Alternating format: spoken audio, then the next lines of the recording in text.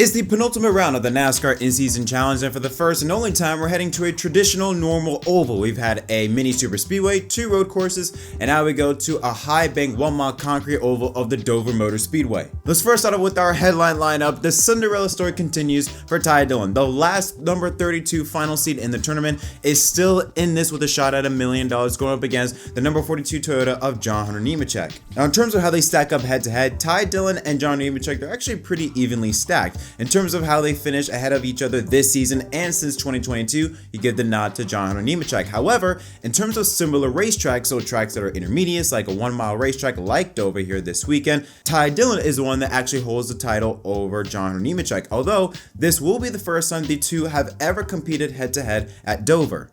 What's interesting is that not only are they evenly stacked up in terms of head-to-head competition, how they've run the last 3 to 4 races is also pretty evenly stacked up. John Nemechek has a couple of top 10 finishes to his name in the last few races. Ty Dillon has shown a lot more speed and improved a lot on his performance in recent weeks, so this should be a very fun and pretty evenly stacked up matchup. What we know for sure is that we will have a major underdog with a shot at $1 million next Sunday at Indy, whether it's Ty Dillon or John Hunter Nemechek. The next lineup are the more favorable options, the Toyota duo of Tyler Reddick and Ty Gibbs. Now, in head-to-head lineup, Tyler Reddick blows Ty Gibbs out of the water, easily outclassing Ty Gibbs in races since 2022, this season, and similar tracks like Dover. However, they're both tied with 1-1 at Dover itself. Another interesting fact about Gibbs and Reddick is that both have improved greatly from bad starts to the season. However, we've only seen Gibbs and Reddick shown real speed on either tracks like Atlanta or road courses. Still, the last top 5 finish Tyler Reddick has had on a traditional oval was Darlington back in April. While Ty Gibbs, on the other hand, only has 2 top 10 finishes on traditional ovals, a 9th at Darlington, but a 3rd he does have at Michigan about a month ago.